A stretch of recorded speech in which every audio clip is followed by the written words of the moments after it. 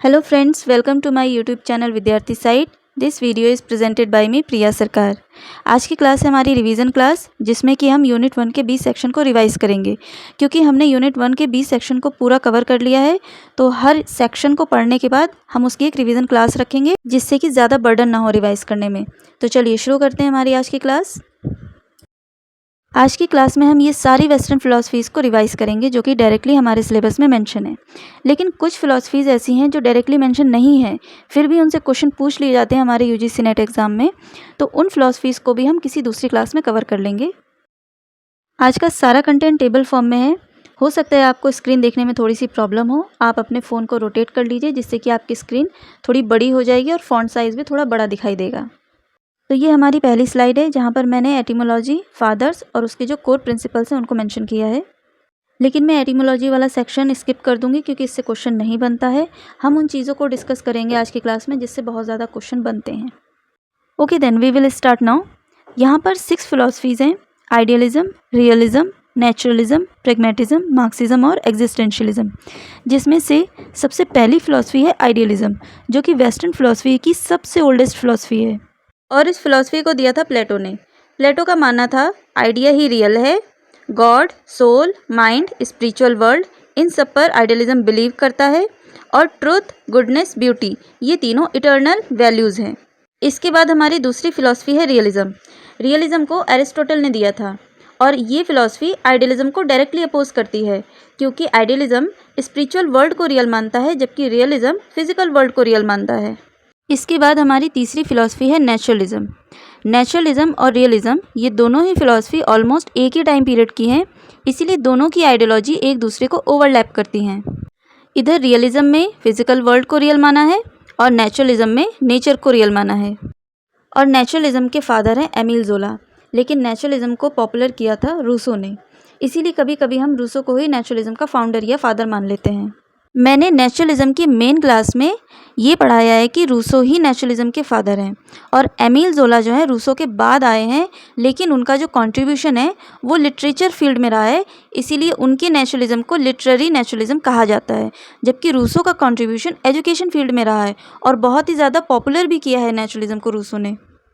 लेकिन UGC net exam में Emil ज़ोला को ही नेचुरलिज्म का फादर कंसीडर किया गया है और हमें यही पढ़ना पड़ेगा, क्योंकि अगर यूजीसी नेट एग्ज़ाम में ये क्वेश्चन आ जाता है और ऑप्शन में एमिल ज़ोला आपको दिखाई देता है, तो आप एमिल ज़ोला को ही टिक करेंगे। अगर एमिल ज़ोला नहीं है, वहाँ पर अगर रूसो का ऑप्शन है, तो आप रूसो को टिक करेंगे, क्योंकि हमें एग्ज़ाम ओरिएंटेड पढ़ना है। तो जैसा एग्ज़ाम में पूछा जाएगा, हमें उसी के अकॉर्डिंग आंसर टिक करना होगा। लेकिन हमारे एजुकेशन फील्ड में रूसो का ज़्यादा कंट्रीब्यूशन रहा है और रूसो की ही आइडियोलॉजी फॉलो की जाती है, तो हम पूरी फिलॉसफी में रूसो के बारे में पढ़ेंगे और रूसो के दिए हुए प्रिंसिपल्स को पढ़ेंगे। रूसो ने कुछ प्रिंसिपल्स दिए हैं, जैसे back to nature, oppose bookish knowledge और नेगेटिव एजुकेशन। इसके बाद है प्रेगमेटिज्म। प्रेगमेटिज्म के फादर हैं चार्ल्स सैंडर्स पियर्स और इनकी आइडियोलॉजी प्रॉब्लम सॉल्विंग पर फोकस करती है। इसके बाद हमारी पांचवी फिलॉसफी है मार्क्सिज्म। मार्क्सिज्म के फादर हैं कार्ल मार्क्स और कार्ल मार्क्स का मेन फोकस था क्लास कॉन्फ्लिक्ट को लेकर। और हमारी लास्ट फिलॉसफी है एग्जिस्टेंशियलिज्म। इसके फादर हैं सोरेन किरकेगार्ड और इनका मेन फोकस है किसी भी पर्सन को उसकी रिस्पॉन्सिबिलिटी के बारे में बताना। ये हमारी दूसरी स्लाइड है, जिसमें हम हर एक फिलॉसफी की मेटाफिजिक्स, एपिस्टेमोलॉजी और एक्सियोलॉजी को रिवाइज करेंगे। इसमें से जो पॉइंट बहुत इजी हैं, जो मैं पहले पढ़ा चुकी हूँ, उन सारे पॉइंट्स को मैं सिर्फ रीड आउट करूँगी और जो पॉइंट्स मैंने न्यूली ऐड करे हैं उन्हीं पॉइंट्स को मैं एक्सप्लेन करूँगी। इसमें सबसे पहले पढ़ेंगे हम आइडियलिज्म को। आइडियलिज्म की मेटाफिजिक्स ये मानती है spiritual world is real and physical world is not real. Physical world को प्रोजेक्शन ऑफ माइंड कहा गया है। ऐसा इसीलिए कहा है क्योंकि कोई भी आइडिया जब जनरेट होता है तो वो हमारे माइंड में जनरेट होता है और उसी को प्रोजेक्ट करते हैं हम फिजिकल वर्ल्ड में। यानी जो आइडिया हमारे माइंड में है वही रियल है और उस आइडिया की कॉपी फिजिकल वर्ल्ड में अपीयर होती है। Mind and soul are important over the matter and body. Idealism में माइंड और सोल को ज़्यादा इंपॉर्टेंट माना है, जबकि मैटर और बॉडी को ज़्यादा इंपॉर्टेंट नहीं माना है। इसके बाद इसका फोर्थ पॉइंट है mind is dependent.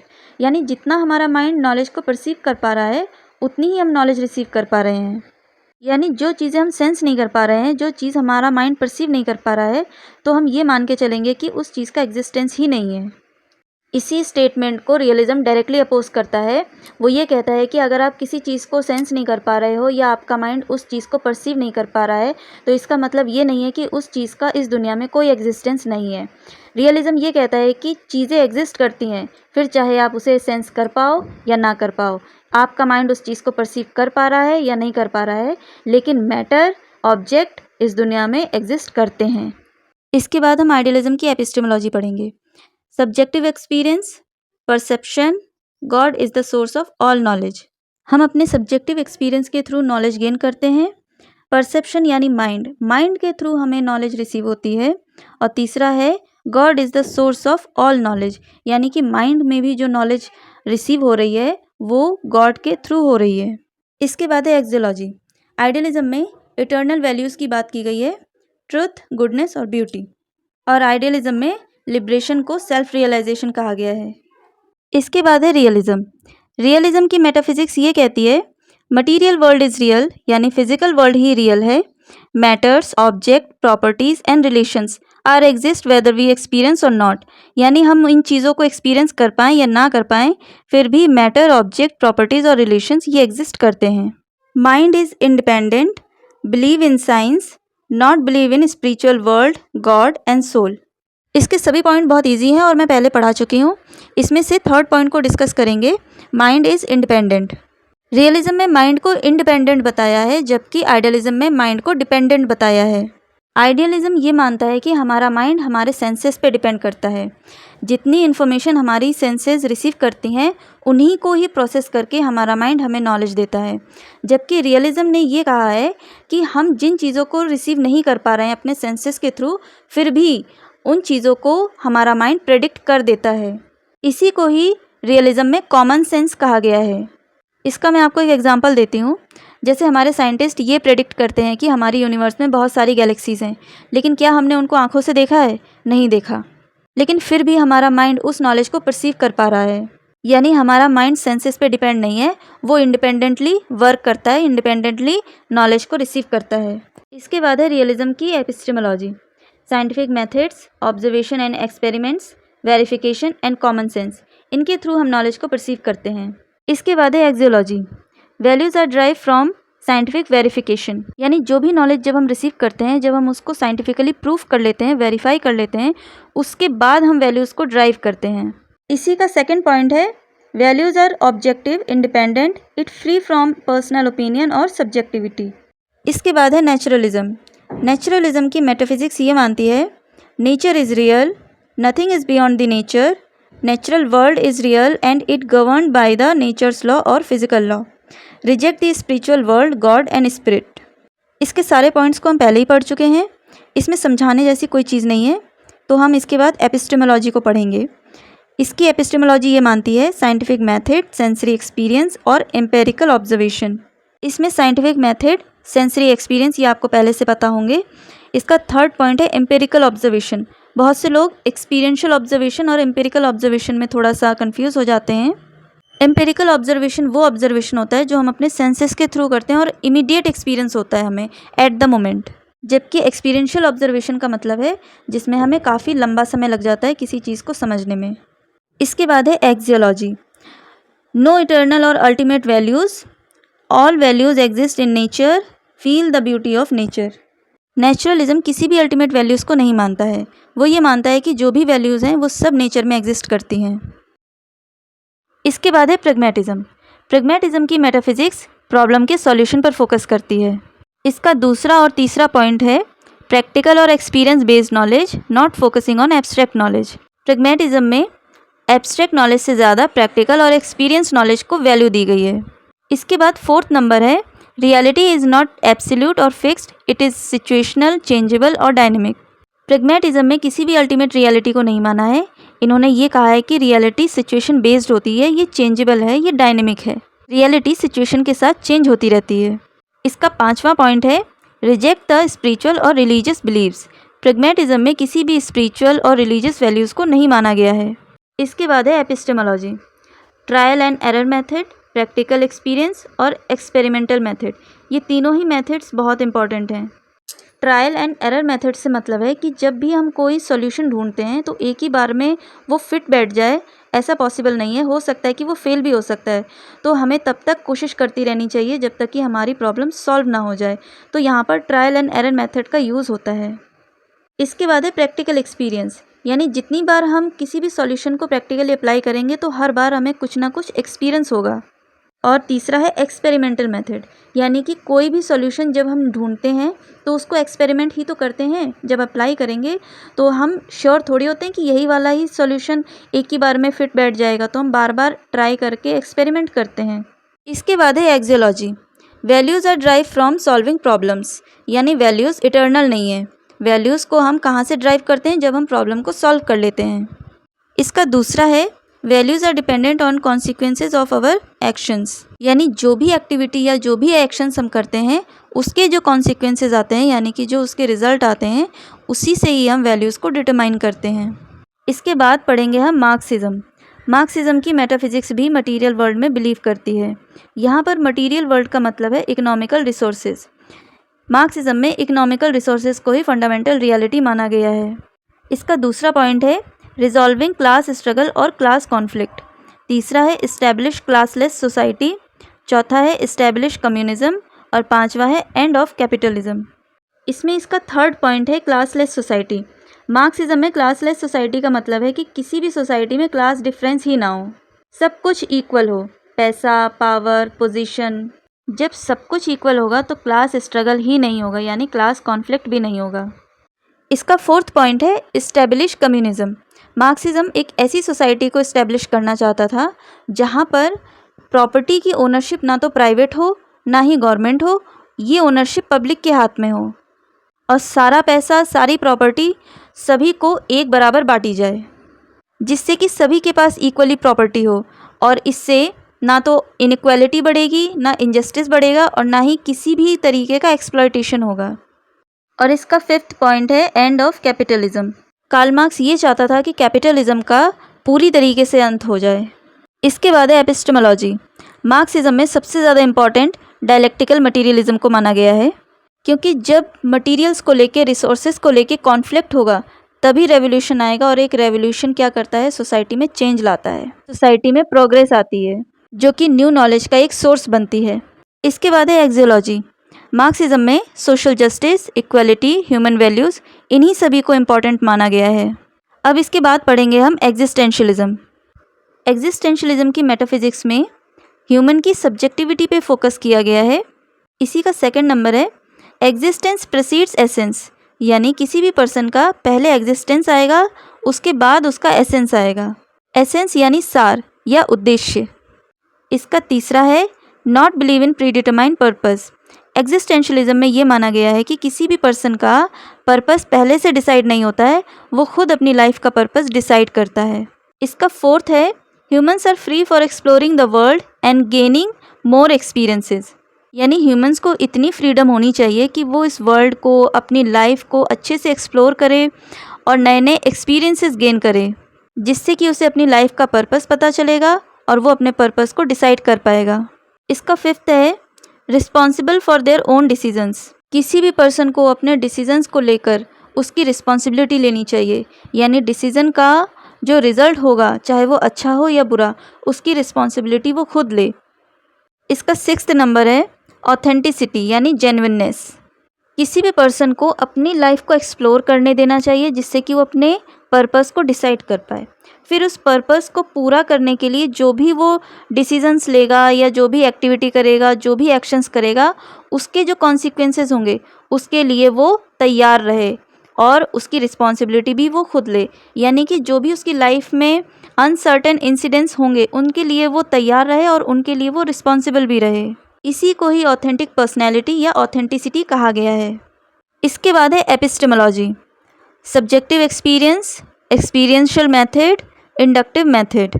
Subjective experience का मतलब है कि आप अपनी लाइफ में जो एक्सपीरियंस कर रहे हो वही सच है, यानी कि किसी दूसरे के एक्सपीरियंस को आप फॉलो नहीं करोगे, आप अपनी लाइफ को एक्सप्लोर करोगे और उसी के बेसिस पर अपनी लाइफ के पर्पस को डिसाइड करोगे। दूसरा है एक्सपीरियंशियल मेथड, यानी अपनी लाइफ को ज़्यादा से ज़्यादा एक्सपीरियंस करना। और थर्ड नंबर है इंडक्टिव मेथड, जहाँ पर हम कॉन्क्रीट से एब्स्ट्रैक्ट की ओर जाते हैं, यानी कि छोटी छोटी चीज़ों को एक्सपीरियंस करते हैं, उससे हम अपने लाइफ को एक नई डायरेक्शन दे पाते हैं। इसके बाद है axiology, no predetermined values. Existentialism में भी किसी भी प्री डिटरमाइंड वैल्यूज़ को नहीं माना गया है। इसका दूसरा है values are drive through personal experience, यानी जो भी आपके पर्सनल एक्सपीरियंसेस होंगे उसी से ही आप अपने वैल्यूज़ को डिसाइड करोगे। तो यहाँ पर हमने सभी फ़िलॉसफीज़ की मेन बॉडी का रिवीजन कर लिया है। अब हम पढ़ेंगे कि इन फ़िलॉसफीज़ का क्या कंट्रीब्यूशन रहा है हमारे एजुकेशन फील्ड में। अब इन स्लाइड में हम रिवाइज करेंगे aim of education, curriculum, teaching methods and role of teacher, student and discipline. इसमें सबसे पहली फ़िलॉसफी है आइडियलिज्म। इसके एम ऑफ एजुकेशन को देख लेते हैं। हॉलिस्टिक डेवलपमेंट, जिसमें कि सभी तरीके के डेवलपमेंट की बात की गई है, आपका इंटेलेक्चुअल, फिजिकल, मोरल, कैरेक्टर, सभी तरीके की डेवलपमेंट की बात की गई है किसमें, आइडियलिज्म में। इसका दूसरा है टू अचीव स्पिरिचुअल वैल्यूज़। तीसरा है conservation, promotion and transmission of culture. Idealism western philosophy की सबसे ओल्डेस्ट फिलॉसफी है, इसीलिए ये स्पिरिचुअलिटी पे बिलीव करती है और कल्चर पे ज़्यादा फोकस करती है कि कल्चर का कंजर्वेशन हो, प्रमोशन भी हो और ट्रांसमिशन भी हो। इसके बाद है प्रमोट रैशनल इंटेलेक्चुअल। इसका मतलब है बच्चों में तार्किक बुद्धि का विकास करना। फिफ्थ नंबर है सोशल वेलफेयर। आइडियलिज्म में सोशल वेलफेयर को भी इम्पॉर्टेंट बताया गया है, बच्चों में ऐसी क्षमता और ऐसी बुद्धि का विकास करना कि जिससे वो जन कल्याण में अपना योगदान दे सकें। इसका सिक्स्थ नंबर है अचीव स्पिरिचुअल वैल्यूज़, यानी स्पिरिचुअल वैल्यूज़ को अचीव करना। आइडियलिज्म में स्पिरिचुअल वैल्यूज़ हैं ट्रुथ, गुडनेस और ब्यूटी। और इसका 7 नंबर है सेल्फ रियलाइजेशन। आइडियलिज्म में लिबरेशन की भी बात की गई है और यहाँ पर लिबरेशन का मतलब है सेल्फ रियलाइजेशन, यानी उच्च कोटि का ज्ञान प्राप्त करना जिससे आत्मज्ञान की अनुभूति हो सके। इसके बाद है करिकुलम। आइडियलिज्म में कुछ सब्जेक्ट सजेस्ट किए गए हैं बच्चों के लिए, जैसे philosophy, language and literature, humanities, arts and poetry, music, dancing and painting, health education, physiology, game, sports, gymnastic, math and science, history and geography. इसके बाद है टीचिंग मेथड्स। आइडियलिज्म के अकॉर्डिंग टीचर्स को इन मेथड्स को फॉलो करके बच्चों को पढ़ाना चाहिए, जैसे lecture method, dialogue method, discussion method, debate method, question method, logical method, dramatics and story methods. और इसका लास्ट है role of teacher, student and discipline. Teacher को यहाँ पे गाइड कंसीडर किया गया है और स्टूडेंट को टीचर के इंस्ट्रक्शन फॉलो करने के लिए कहा गया है। डिसिप्लिन यहाँ पे थोड़ा स्ट्रिक्ट डिसिप्लिन के बारे में कहा गया है। आइडियलिज्म टीचर सेंटर्ड अप्रोच को फॉलो करने की बात करता है, क्योंकि जो छोटे बच्चे होते हैं वो पूरी तरीके से टीचर पे डिपेंड होते हैं, तो टीचर ही उनके लिए सब कुछ अरेंज करके देता है और टीचर को ही उनको फॉलो करना चाहिए। और आइडियलिज्म का जो करिकुलम है उसमें ज़्यादा ह्यूमैनिटीज़ के सब्जेक्ट, आर्ट्स के सब्जेक्ट, लैंग्वेज और लिटरेचर और गेम एंड स्पोर्ट्स, इन सब चीज़ों पे ज़्यादा फोकस किया गया है। किसी भी साइंटिफिक सब्जेक्ट को या मैथ्स को ज़्यादा इंपॉर्टेंट नहीं माना गया है। इसके बाद पढ़ेंगे हम रियलिज़म। इसमें भी हम सबसे पहले एम ऑफ एजुकेशन को ही पढ़ेंगे। Prepare child for happy and successful life. बच्चों को एक हैप्पी और एक सक्सेसफुल लाइफ के लिए तैयार करना। ट्रेनिंग ऑफ सेंसेस, क्योंकि रियलिज़म साइंस बेस्ड एजुकेशन की बात करता है, तो इसमें हम सबसे ज़्यादा सेंसेस को इम्पोर्टेंस देंगे और बच्चों के सेंसेस को अच्छे से ट्रेंड करेंगे। इसका तीसरा है टू डेवलप साइंटिफिक एटीट्यूड। बच्चों में साइंटिफिक एटीट्यूड को डेवलप करना, यानी हर एक चीज़ को वो साइंटिफिकली प्रूव करके देखें तभी उस चीज़ पे बिलीव करें। इसका फोर्थ है to prepare the child for real life, यानी बच्चों को ऐसा प्रिपेयर करना कि वो अपने लाइफ की रियलिटी को फेस कर पाएँ। इसके बाद है करिकुलम। रियलिज़म के अकॉर्डिंग कुछ सब्जेक्ट सजेस्ट किए गए हैं, जैसे natural science, physical science, mathematics, humanities, social science, history, geography, astronomy और वोकेशनल एजुकेशन। रियलिज़म में आर्ट्स सब्जेक्ट से ज़्यादा साइंटिफिक सब्जेक्ट में ज़्यादा फोकस किया गया है। इसके बाद है teaching methods, observation method, experimental method और scientific research method. Scientific research method का मतलब है सिस्टमैटिक तरीके से पढ़ाना। इसके बाद है role of teacher, student and discipline. Teacher को साइंस का मास्टर होना चाहिए, यानी अगर टीचर का सब्जेक्ट साइंस है तो उसमें मास्टरी होनी चाहिए और स्टूडेंट का क्या इंटरेस्ट है, क्या उसकी नीड है, क्या रिक्वायरमेंट्स है, क्या इंटरेस्ट है, इन सब के बारे में भी उसको नॉलेज होनी चाहिए। इसके बाद है स्टूडेंट। एक स्टूडेंट का एटीट्यूड साइंटिफिक और पॉजिटिव होना चाहिए, जिससे कि वो अपनी लाइफ की रियलिटीज़ को फेस कर सके। और लास्ट में है डिसिप्लिन। रियलिज्म में सेल्फ डिसिप्लिन को इम्पॉर्टेंट माना है। अब इसके बाद पढ़ेंगे हम नेचुरलिज्म। इसके एम ऑफ एजुकेशन में है टू डेवलप इनर एबिलिटी, यानी बच्चों के अंदर जो क्वालिटी है, जो स्ट्रेंथ है, जो एबिलिटी है, उसको डेवलप करना, उसके पोटेंशियल को बाहर निकालना। इसका दूसरा है सेल्फ एक्सप्रेसिंग क्वालिटी, बच्चे में इतना सेल्फ कॉन्फिडेंस डेवलप करना कि वो अपनी फीलिंग्स को एक्सप्रेस कर पाए। इसका तीसरा है ट्रेनिंग ऑफ सेंसेस, क्योंकि नेचुरलिज्म में भी ये कहा गया है कि हम अपने सेंसेस के थ्रू ही नॉलेज रिसीव करते हैं, इसीलिए हमें बच्चों को सेंस की ट्रेनिंग देनी चाहिए कि जिससे कि वो अपने सभी सेंसेस का अच्छे से यूटिलाइज कर पाएँ। इसका फोर्थ है एडजस्टमेंट क्वालिटी, बच्चा नेचर के साथ यानी अपने एनवायरनमेंट के साथ अच्छे से एडजस्ट हो पाए, ऐसी उसके अंदर स्ट्रेंथ बिल्डअप करनी चाहिए। इसका फिफ्थ पॉइंट है नो रिलीजियस और लिटरेरी नॉलेज, यानी नेचुरलिज्म ये कहता है कि बच्चों को किसी भी तरह की धार्मिक शिक्षा और साहित्यिक शिक्षा ना दी जाए। इसके बाद है करिकुलम। इसमें रूसो ने एज के अकॉर्डिंग सब्जेक्ट सजेस्ट किए हैं, जैसे इन्फेंसी के टाइम पर बच्चों का सेंसरी डेवलपमेंट ज़रूरी है। इसके बाद एडोलसेंस के टाइम पे बच्चों को लैंग्वेज, मैथ और सोशल स्टडी पढ़ानी चाहिए, और जब बच्चा एडोलसेंस पार कर जाए यानी एडल्टहुड में आ जाए, उस टाइम पे बच्चों को physics, chemistry, biology, botany, agriculture ये सारे सब्जेक्ट पढ़ाने चाहिए, प्लस उसको स्पोर्ट्स, म्यूज़िक, आर्ट और पेंटिंग भी पढ़ाना चाहिए। इसके बाद है teaching method, self learning, no bookish knowledge, observation method, heuristic method, experience based method, empirical method, play method और इंक्वायरी मेथड। इसके बाद है role of teacher, student and discipline. Naturalism में टीचर को सेकेंडरी रखा गया है, इसीलिए टीचर को स्टेज सेटर कहा गया है, यानी कि बच्चों के लिए जो लर्निंग एनवायरनमेंट होगा, लर्निंग एक्सपीरियंसेस होंगे, वो सब टीचर उसको तैयार करके देगा, जबकि टीचर पैसिव रहेगा और बच्चा एक्टिव रहेगा। इसका दूसरा पॉइंट है student should be kept away from evil society. ये एक कोटेशन है जो कि रूसो ने कहा है कि जो बच्चे होते हैं उन्हें एविल सोसाइटी से दूर रखना चाहिए। इसके बाद है डिसिप्लिन। नेचुरलिज्म में नो पनिशमेंट का कॉन्सेप्ट है, यानी बच्चों को किसी भी तरह का पनिशमेंट नहीं देना चाहिए, और अगर आप उससे डिसिप्लिन सिखाना चाहते हो तो आप उसे उसके एनवायरनमेंट में फ्री छोड़ दो, क्योंकि नेचर ही उसको डिसिप्लिन सिखाएगी। अब इसके बाद पढ़ेंगे हम प्रैग्मेटिज्म। इसके एम ऑफ एजुकेशन में है क्रिएट डेमोक्रेटिव एनवायरनमेंट। क्लास में एक ऐसा डेमोक्रेटिक एनवायरनमेंट होना चाहिए जहाँ पे हर बच्चा एक्टिवली पार्टिसिपेट करे। इसका दूसरा पॉइंट है activity, utility and experience based education, यानी बच्चों को एक ऐसा एजुकेशन सिस्टम प्रोवाइड करना चाहिए जहाँ पर बच्चे ज़्यादा से ज़्यादा एक्टिविटी कर पाएँ, ज़्यादा से ज़्यादा एक्सपीरियंस कर पाएँ, और ऐसी एजुकेशन हो कि उनको फ्यूचर में यूटिलाइज भी कर पाएँ, जिससे उन्हें खुशी और सेटिस्फेक्शन फील हो। इसका थर्ड नंबर है to develop social skills like sympathy, tolerance, cooperation and mutual respect. ये सभी क्या हैं? सोशल स्किल्स हैं। और बच्चे सोशल स्किल्स कैसे सीखेंगे? जब वो ग्रुप में कोई एक्टिविटी करेंगे। जब ग्रुप में एक्टिविटी करेंगे तो धीरे धीरे बच्चे ये सारी स्किल्स को सीख पाएंगे।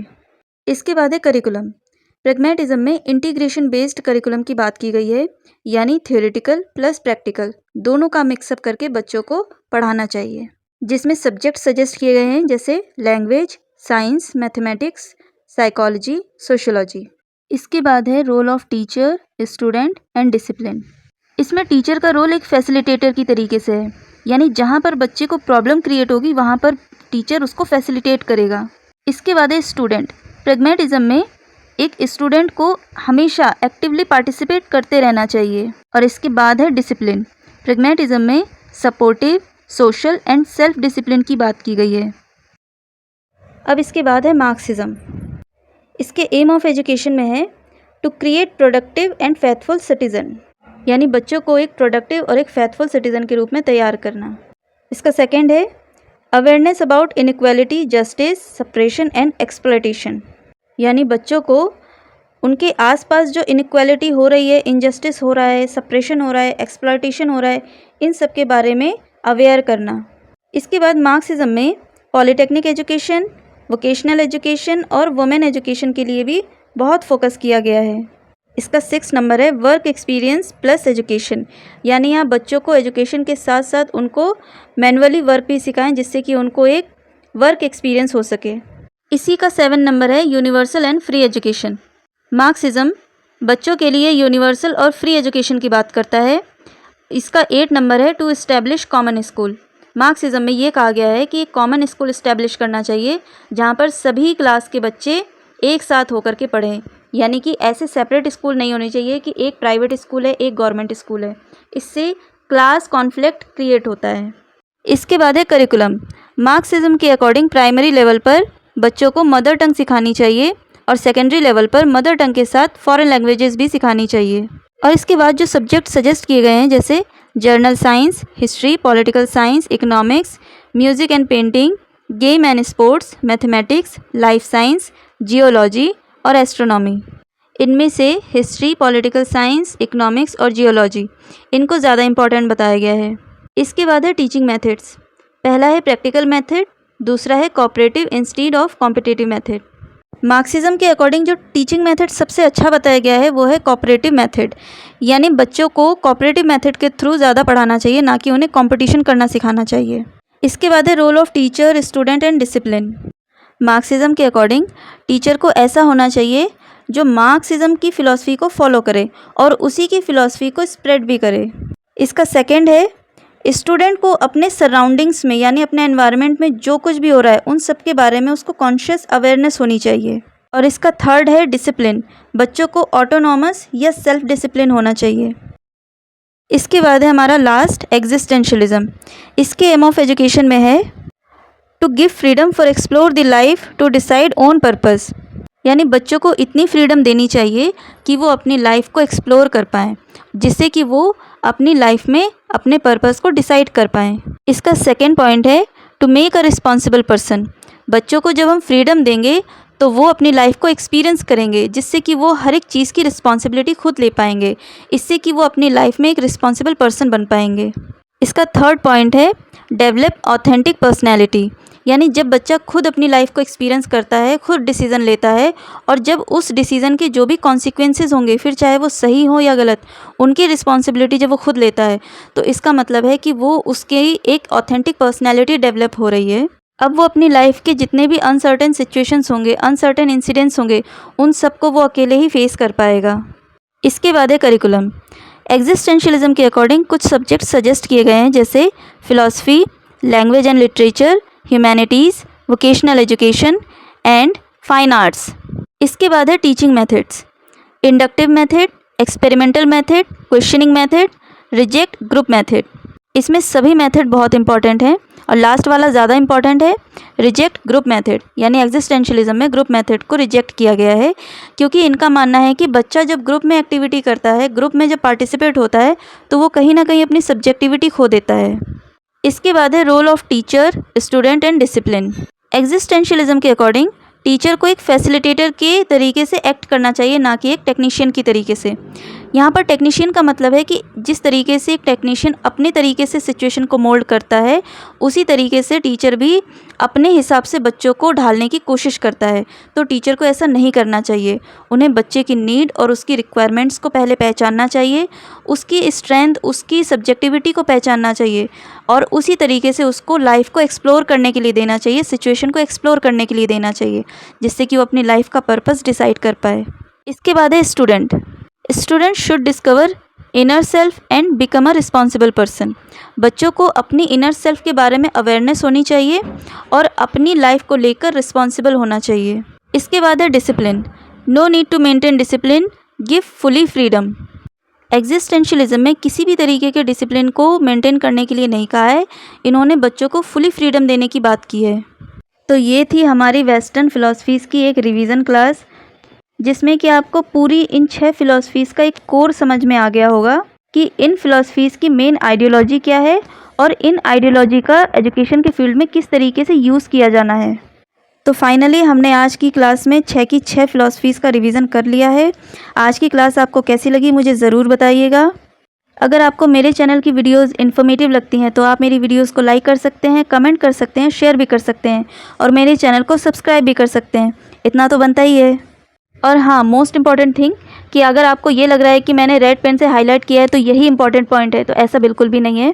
इसमें एक एक लाइन इम्पॉर्टेंट है, आप एक भी लाइन स्किप नहीं कर सकते हैं, क्योंकि ये सब कुछ मैंने बहुत ही ऑथेंटिक रिसर्च पेपर को पढ़ के सारा कलेक्शन किया है, और इन्हीं से ही देखना आप पेपर में क्वेश्चन बन के आएंगे। और यहाँ पर मैं फिर से एक बार और कहना चाहूँगी कि अगर आपको मेरे चैनल की वीडियोज़ इन्फॉर्मेटिव लगती हैं तो मेरे चैनल को लाइक करें, सब्सक्राइब करें और शेयर भी करें अपने दोस्तों के साथ। Thank you.